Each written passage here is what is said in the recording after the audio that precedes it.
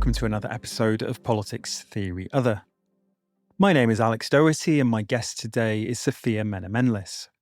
In April 1815, Mount Tambora, a volcano on the island of Sumbawa in present-day Indonesia, then a part of the Dutch East Indies, erupted in what is now believed to be the most powerful volcanic eruption in recorded human history.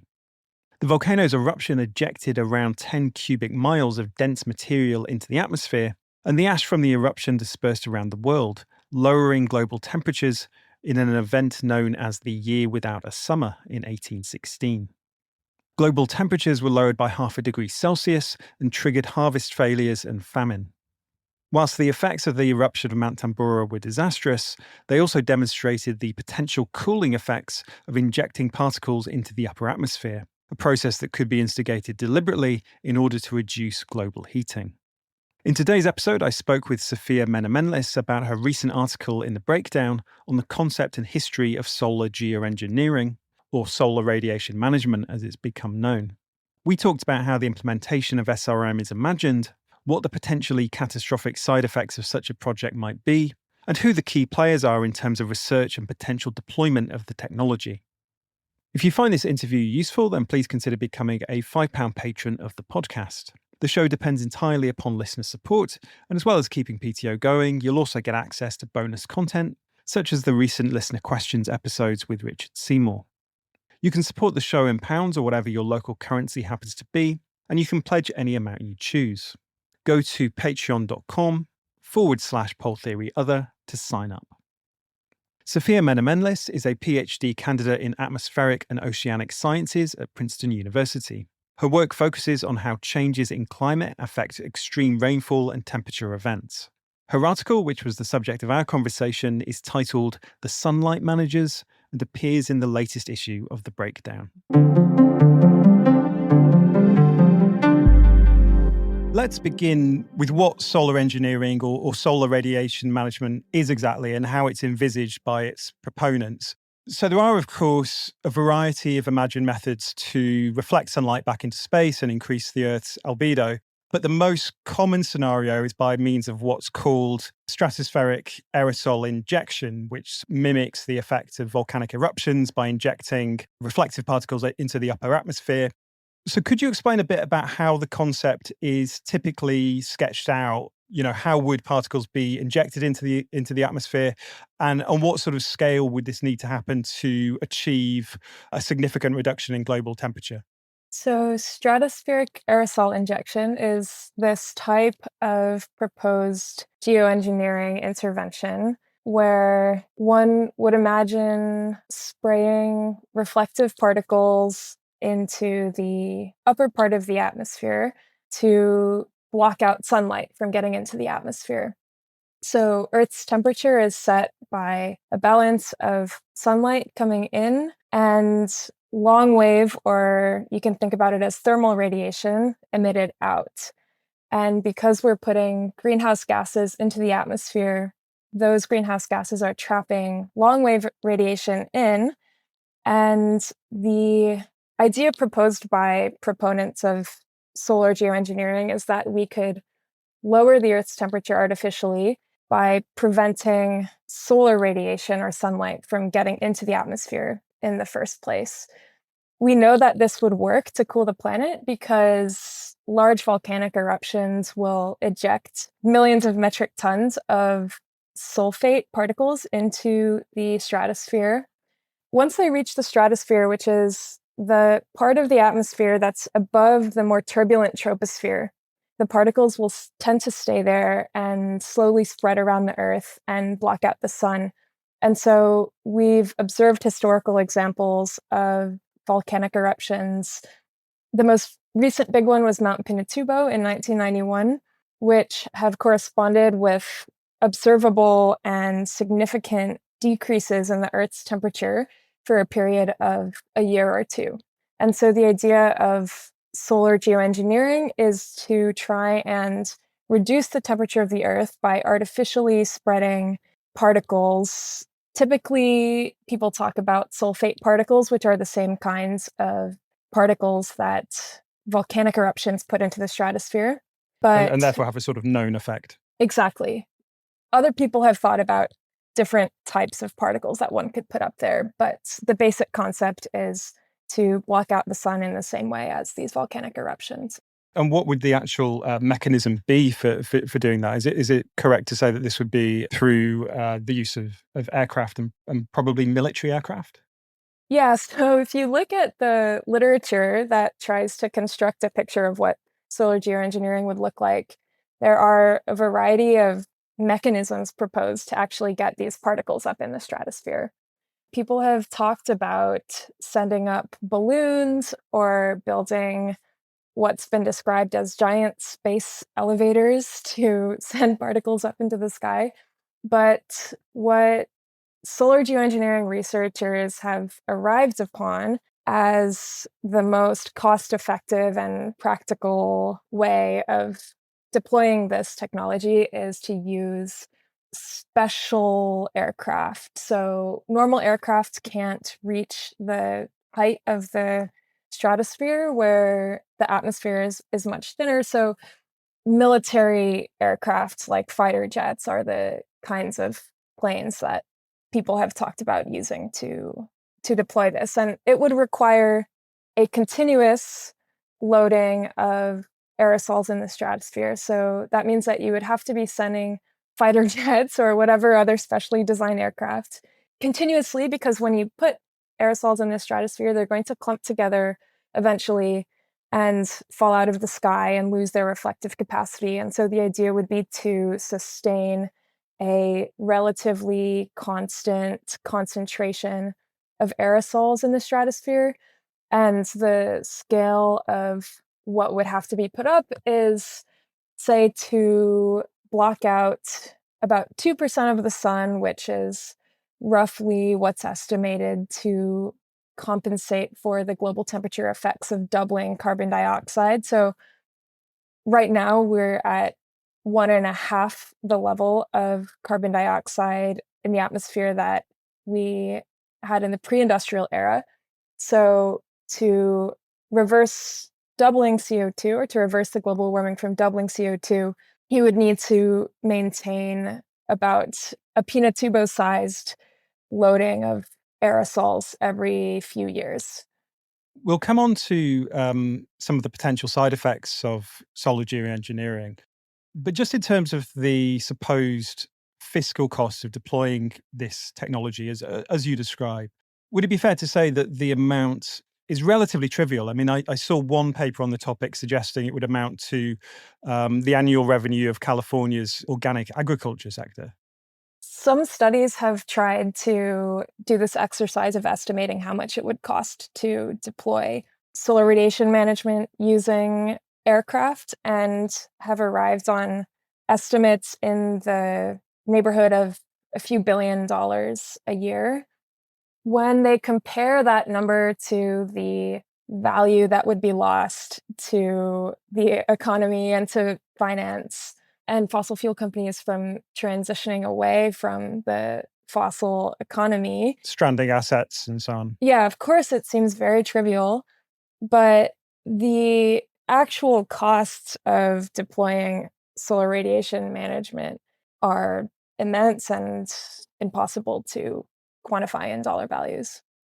As you point out in the article, even many, or perhaps in fact, I think most of those who propose further research into solar engineering, they're extremely skeptical about the technology, right? Because of the potentially disastrous spillover effects that it could have on the atmosphere and local weather systems. So what are those potential effects? So, the immediate effects of solar geoengineering through stratospheric aerosol injections would include depleting the amount of ozone in the stratosphere and weakening the ozone layer. If particles fell out of the stratosphere, if and when they fell out of the stratosphere, they would cause acid rain, and they would also cause health problems, because what these particles are when they reach the surface is pollution. They would also have much more fundamental impacts on the Earth system that are really difficult to quantify. So, all of the weather on Earth is driven by the contrast between the amount of solar energy that comes in at the tropics and the amount of solar energy that comes in at the poles. These contrasts drive phenomena such as the broad patterns of weather that we expect to see across areas on Earth that are more desert-like or more temperate.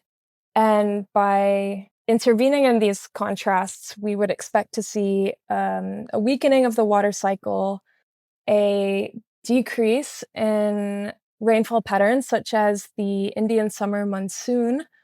We would expect there to be a smaller contrast between the seasons, so a smaller difference between summer and winter, between night and day. And every ecosystem on Earth is organized around these contrasts in energy from the sun and is built upon transforming and moving around energy from the sunlight. And so it's very difficult to try and get a full picture, and ecologists have hardly even tried to start to imagine what the real impacts would be on every ecosystem on Earth and on these complex relationships between organisms and their physical environment that we largely don't even understand how they work in the present. I mean, I guess one thought regarding what you've just said there, the volcanic eruption example is not particularly helpful, right? Because it's sort of extrapolating from a single instance to this continuous process of lofting particles into the atmosphere over a very extended period of time. So the idea that you can draw clear lessons from volcanic eruption seems pretty dubious, right? One huge difference is that the volcanic eruption is a one-time event, whereas solar geoengineering would entail a continuous loading of aerosols into the stratosphere that, if stopped, would cause a sudden and rapid warming. The analogy fails there, and also in the sense that solar geoengineers are trying to affect a uniform cooling over the entire Earth, and so they would try and put aerosols in the atmosphere in a more systematic way, of course, than a volcano. Just go back to the point about the supposed cost of such a program and that it would be, in the grand scheme of things, not a particularly expensive thing to do. Presumably, aside from the direct spillover effects that you described, it also brings into question the purported costs of the program, because presumably states or regional governments in very large countries that were adversely affected by a solar geoengineering project could presumably attempt legal redress in some form to be financially compensated. And if they failed in that effort, then they might retaliate in some other way, right? Right. The geopolitical implications of such a scheme are enormous. The idea of coming up with an abstract cost that it would take to deploy geoengineering interventions is somewhat divorced from the reality of the logistical requirements of actually deploying such a scheme, in that you would need an entity that is capable of crossing international borders, that has access to fighter jets, able to provide the necessary fuel and security and manpower to implement geoengineering, both on the scientific, speculative side and in this new area in which people are actually looking towards the implementation of possible solar geoengineering. The assumption is that it would be a military power that's undertaking geoengineering. You could imagine all kinds of conflicts, as the impacts of the intervention would impact the entire globe, but in ways that are unpredictable and would cause different types of harm and violence to different populations in uneven ways. Yeah, and I suppose you could imagine that even states that initially had signed up to the program, because the outcomes are so unclear, they might then withdraw at a later stage or attempt to withdraw from it, and with unknown consequences geopolitically. So let's turn then to another aspect of the essay, which is on the history of research into solar radiation management. So how long has it been a serious topic of research? Does it sort of parallel the emergence of knowledge of the scale of the threat from climate change? Or does it take longer to emerge? And who were some of the earliest supporters of research into the topic? So this isn't the first geoengineering research ever. During the Cold War, both American and Soviet scientists were interested in studying climate and weather modification, and the US used weather modification to seed clouds over Vietnam and Laos to weaken the passage of the Ho Chi Minh Trail and to support American bombing missions. This is Operation Popeye. That's right. And on the Soviet side, scientists had been investigating ideas of improving the Russian climate, for example, by warming up Siberia to maybe make it possible for farming. So, a Russian scientist, Mikhail Budiko, who was a brilliant climatologist and later in his career started studying these schemes to warm the climate of Russia. And he actually proposed burning sulfates and injecting sulfate aerosols in the stratosphere to cool back down the climate in case one of these warming interventions went horribly wrong. But it was in a very different context, and it wasn't until the 90s and 2000s that some physicists started thinking about solar radiation management as a way of cooling the Earth to mitigate the effects of climate change. In the 90s and early 2000s, what happened is that the idea of large-scale climate engineering was revived by a few individuals. One of them, who's been a very prominent advocate since then, is a physicist named David Keith, who called for research into geoengineering to cool the planet. And this included stratospheric aerosol injection, but also a variety of other possible geoengineering methods, some of them even more far-fetched than stratospheric aerosol injection. And so in 2000 was the first study that used a climate modeling setup to investigate the impacts of turning down the sun. And around that time, this research was still very fringe, but there were some Silicon Valley billionaires who were pretty interested in the idea. Yes, and the most prominent of those tech billionaires being Bill Gates, right? Right. So in the 2000s and 2010s, Bill Gates sponsored David Keith and some other scientists to conduct research into ways of blocking out the sun. They, with a fund from Bill Gates, were conducting research on ways of getting aerosols into the stratosphere. And this is where they settled on the idea that military aircraft would be the most effective way of putting aerosols up in the stratosphere. So they hired, with Bill Gates' fund for geoengineering research, some contractors from a subsidiary of Boeing who helped make logistical and cost calculations of what it would take to implement. And they also did research into different types of chemicals that could be injected and even conducted public opinion studies that were asking people what their sentiment was about geoengineering, whether they were familiar with it. During this time, funding from Gates and other billionaires was also being used to sponsor geoengineering conferences, write reports on geoengineering scenarios, and to lobby governments for their support of geoengineering research and testing with public funds. I would say late 2000s, 2010s, the field started to grow and to consolidate into a distinct subfield of climate research with its own shared vocabularies. In more recent years, there's been a growth in standard annual meetings and conference sessions on the topic of solar radiation management. Aside from players who are more in the research area, you also write in the article about companies that are actually focused on the potential deployment of SRM technology. And one of those is the US-Israeli company Stardust Solutions. Can you talk a bit about the company and what their role tells us about where solar radiation management research and potential deployment is going? Sure. It's a fairly recent development that any companies would be trying to profit from solar geoengineering technology.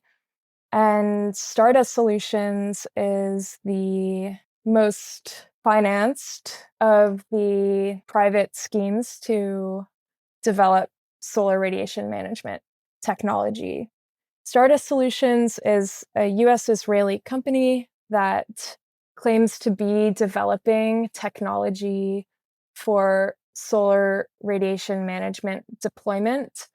And they've raised $15 million in venture capital funding from AWZ Ventures, which is a Canadian-Israeli venture capital fund that specializes in providing military and surveillance technology for the Israeli military and for the Israeli occupation, and which advertises its ties to the CIA, FBI, the Mossad, and so on. And also, is it right to say includes former employees of those sorts of intelligence agencies, right? That's right. Those former employees are advising AWZ Ventures on their venture capital investments. Stardust Solutions has raised this money from AWZ, and what they claim to be doing with it is developing a technology that can be used for the deployment of stratospheric aerosol injection, looking towards a scenario in which they would provide this technology to governments, probably the US government, who wanted to implement solar geoengineering. So they are conducting this research in a secret, proprietary manner. So it's difficult to say very much about what exactly they're doing, but they anticipate demand for the technology to come from governments who want to deploy. But do you see any sort of particular significance to this being a US-Israeli company? It's often pointed to the way in which Israel has, in certain respects, almost been at war with sort of conventional ecosystems in the Middle East, and has sought to import a European form of agriculture or nature management, reflecting the sort of self-perception that Israel has of not really belonging to the region in some sense. Yeah, I think it's significant because it highlights the absurdity of the assumption that solar radiation management might be governed in an open, fair, and just way that takes into account the interests of everyone affected somehow. The US has the largest military in the world and would be the most likely, if not the only reasonable candidate for deploying solar radiation management. The fact that an entity that has been involved in a genocide that we're all watching in horror and has not been hindered in their support of that campaign by international law or civil society resistance or any of the many mass movements that have happened across the globe to try and stop this completely illegal campaign. I think the fact that a venture capital firm that's part of the tech surveillance ecosystem that's helping to perpetrate such blatant violations of international law is also the first to fund an attempt to really profit from global deployment of solar geoengineering management shows how fanciful the idea is that solar geoengineering could be governed and deployed in a way that is fair and just and respects the sovereignty and respects the livelihoods of the people who are most affected. Yeah, I suppose one would struggle to imagine two states that have more difficulty with the concept of sovereignty than Israel and the United States, I suppose. I mean, you could throw Britain into that as well. Yeah. So you mentioned in the article that in 2006, the Nobel laureate Paul Crutzen wrote an influential essay recommending further research into solar geoengineering as he put it, an escape route against strongly increasing temperatures, and something that might be necessary because of what he called the grossly disappointing international political response to global warming. And it's hard to argue with the latter point, of course. Do you see that kind of reluctant approach to solar geoengineering research, where it's sort of situated as a potentially necessary evil in the context of national and multilateral policy failure on climate, as the dominant one in the field?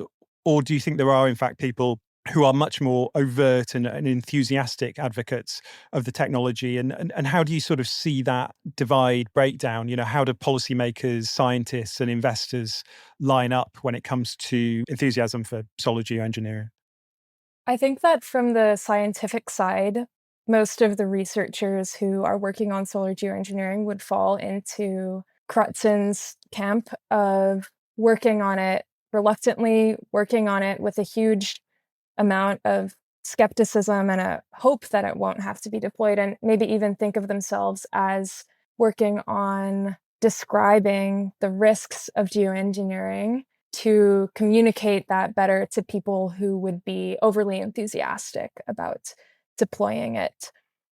At the same time, the production of research into solar geoengineering scenarios is part of a broader normalization of the idea that it will be necessary, and research into mapping out scenarios and developing technologies, even in understanding what it would take to achieve, say, an even dimming of sunlight around the globe, is making it possible for actors like Stardust Solutions or Make Sunsets, or for people who are advocating for actual solar geoengineering deployment, to push the idea forward. So there are these deep contradictions in the sense that almost nobody who is working on studying geoengineering from a scientific perspective really recommends it.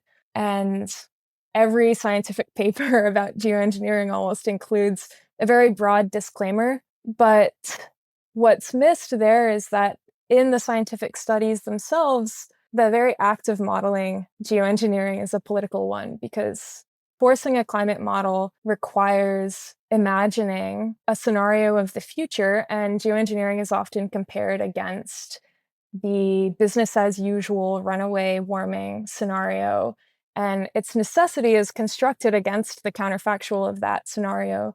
Both of these scenarios contain deep political assumptions. What gets lost when they're presented in such technical scientific language is that these studies are really also an act of imagining the possibilities of what our future could look like, and they leave out a future in which we address the climate crisis through actual mitigation of the root cause of it, which is the burning of fossil fuels to sustain an economy of endless presumed economic growth. And would you also then see that research as, perhaps unwittingly having the effect of softening up public opinion? Because, say, there's a report in the media on a given study into solar geoengineering, but that's, perhaps produced by a journalist who's not particularly tech savvy, and maybe it leaves out, the disclaimers that you refer to in the research, that sort of thing is gradually normalizing the concept at a public level as well. Yes, I think that's right. And there have been a number of studies that have come out that are trying to evaluate the risks versus the benefits of geoengineering. The way that they do so is necessarily based on a really simplified metric of what's good or bad for people. It's easy to describe a scenario in the space of climate modeling that would make geoengineering look preferable if you're only thinking about, say, statistical correlations between deaths and daily temperatures. One study, for example, that was published in the Proceedings of the National Academy of Sciences tried to relate the possibility of geoengineering against the risks of not geoengineering in a future where CO2 is doubled based on the number of excess deaths in either scenario. And they found that because the sun shines more brightly in the tropics and it's warmer in the tropics, and solar geoengineering would preferentially cool the tropics because the sun is stronger there, they find that mortality decreases in regions that are hot and poor, and increases in regions that are cold and rich slightly, but overall, because more people live in the tropics, they claim that the overall reduction in global mortality and the preferential reduction in mortality in the tropics would actually reduce global inequality.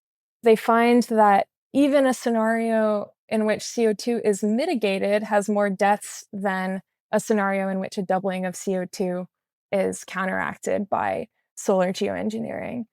It's a completely absurd model of the relationship between human well-being and other factors, as it completely simplifies concepts of risk and harm and neglects the fact that people's susceptibility to death is determined not by daily temperatures, but really by histories of colonialism and extraction from these areas. And even a study like that, and this is one of the more absurd examples, is presented in such technical and scientific language that if you don't read carefully through the whole thing, it seems to sound authoritative and is then referenced in the construction of arguments for deploying solar radiation management as a policy.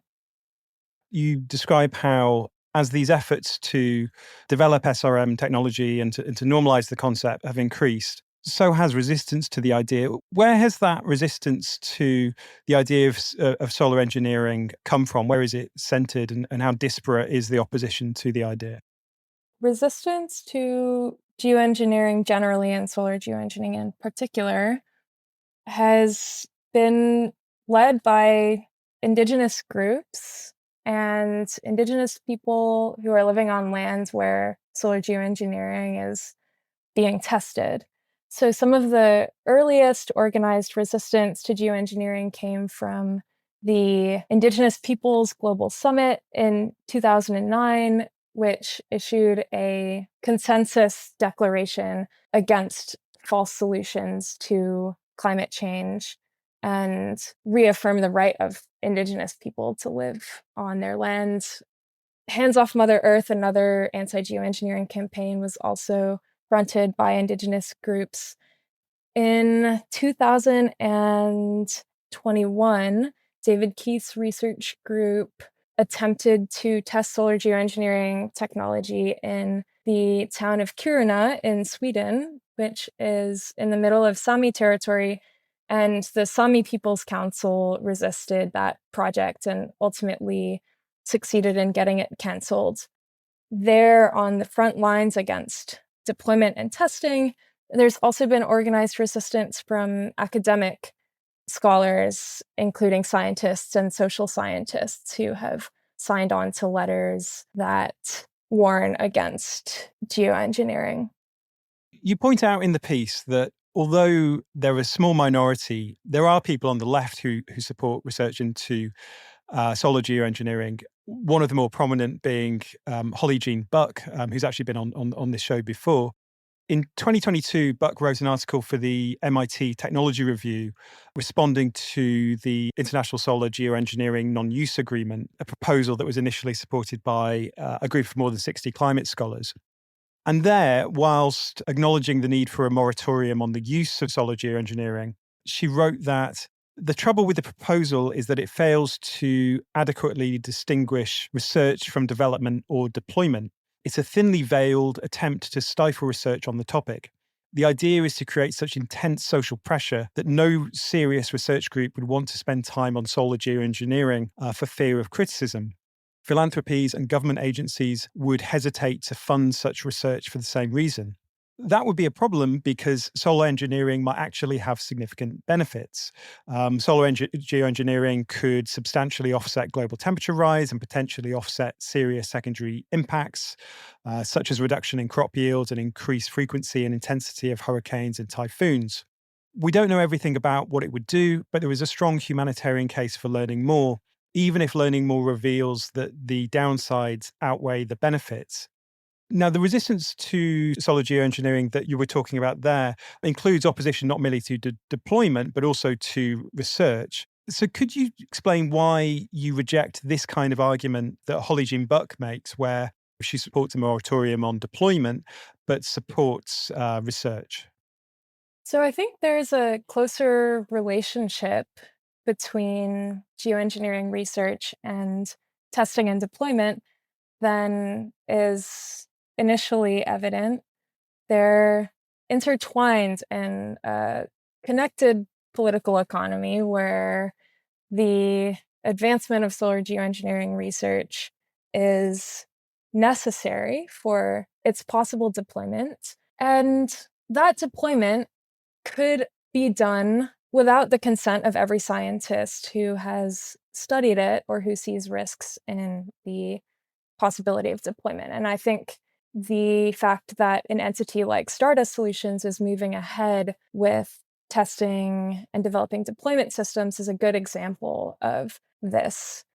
Many scientists see their research as technical inquiry into the effects of geoengineering. They invoke a model in which scientific research is used by decision makers to make policies and to make decisions that are in the best interest of humanity. There have been scientists who have already argued that the risk of solar geoengineering are unacceptable, yet research and the development of deployment technology is continuing to move ahead.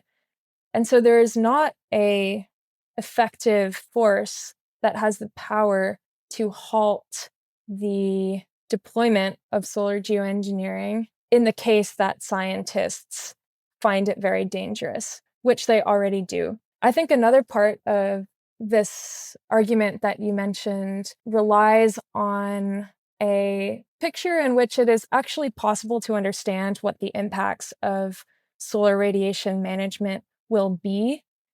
If you read the literature on solar radiation management, the people who are trying to evaluate the risks and who are interested in the project of evaluating the risks of blocking out the sun are from the disciplines of physics, climate physics, and economics.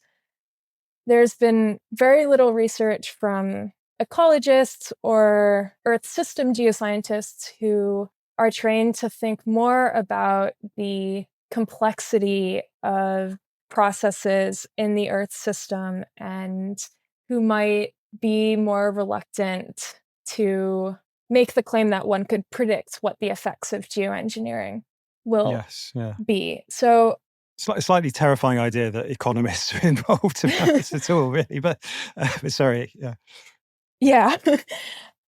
I think another important thing to realize is that research on solar geoengineering also happens at the expense of other areas of climate research. There are many things we need to improve upon in our capacities to understand climate and weather, especially in parts of the world that aren't in the global north and that haven't invested a lot in science to understand, for example, the risks of extreme weather events such as hurricanes, which devastated Libya a few years ago in an unexpected way. So there's a lot more scientific research that needs to be done to understand the impacts of global warming in the present. Researching solar geoengineering is a choice to put resources into a particular topic and not another.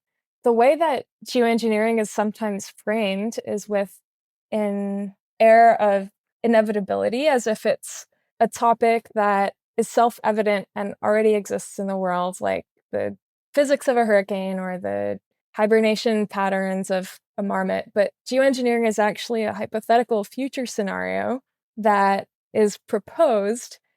There's nothing really self-evident about the need to research solar geoengineering, and looking into the history of how the field has developed, you can see how it's intertwined with narratives of how we might overshoot temperature targets beyond which warming would be catastrophic, according to the IPCC, and bring temperatures back down at a later date.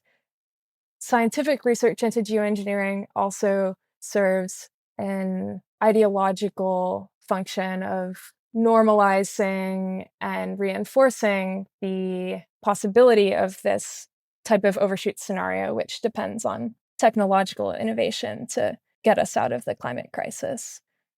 Whilst leaving the fundamentals of the world economy broadly the same, right? That's right. Yeah. And Andreas Malm and Wim Carton, of course, write in a lot more detail about how the ideology was developed in the last decades. What would you say to the argument that resistance to the idea of geoengineering research and public pressure to halt that research won't actually mean that that research does in fact end? It just means that it will shift towards private actors, it will move towards the military, and that we will therefore see sort of less transparency and openness about that research, and with potentially worse consequences. Research by private actors and military affiliated actors is already taking place. It's constructed on the existing body of academic research. Even the CEO of Stardust Solutions expects that as the geoengineering field advances as a whole, their business will become more profitable. And so I think that academic and private research, in the case of not only geoengineering, but many other types of technologies, exist in a mutually reinforcing relationship to one another. And so the argument that if we don't do it, someone else will misses the ways in which the possibility of deployment and the academic research on geoengineering scenarios are intertwined. There are many fascinating questions that scientists could work on that could be framed in the context of geoengineering scenarios. We know quite little about how to represent the behavior of aerosols in climate models, how they interact with one another, how to represent them in the models that we're using to understand the climate in general. And so it makes sense that there would be a lot of enthusiasm from scientists to work on geoengineering research. Right now, there's loads of new funding for projects on solar radiation management. And in the US, this is happening at a time when funding for other climate research is being cut by the federal government. And so it's easy to see why researching this topic is appealing. Because that's where the money is, but also you can do interesting research in the area, even if you're not particularly interested in the concept of actually deploying something like that. Right. But as scientists, we often haven't studied or thought very hard about the social and political context in which our own research is happening. I mean, climate science research is, of course, shaped by a wider political economy, and the tendency amongst funding agencies right now is in line with what the dominant order is doing, which is continuing to invest in the fossil economy while at the same time betting on technological solutions like geoengineering to reconcile the fact that we're in a crisis with the fact that we're continuing to fuel that very crisis.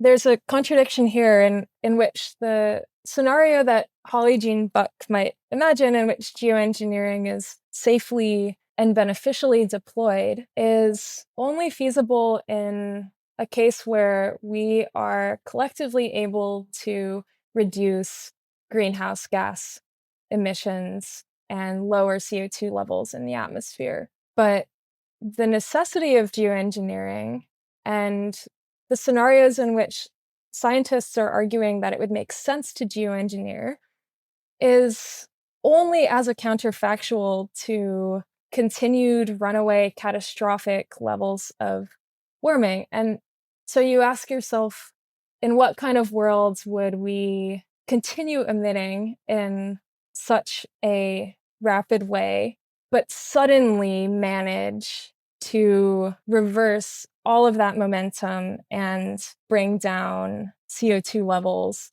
to something where it is safe to stop geoengineering. Otherwise, you would have some sudden catastrophic warming if you ever stopped, and geoengineering would have only given more cover to the continued buildup of CO2 in the atmosphere. You've been listening to Politics Theory Other. If you've been enjoying PTO and finding it useful, then please do consider becoming a £5 supporter on Patreon. The show depends entirely on listener support, and if you sign up, you can access bonus content, including listener questions episodes with PTO guests. Go to patreon.com/poltheoryother to sign up.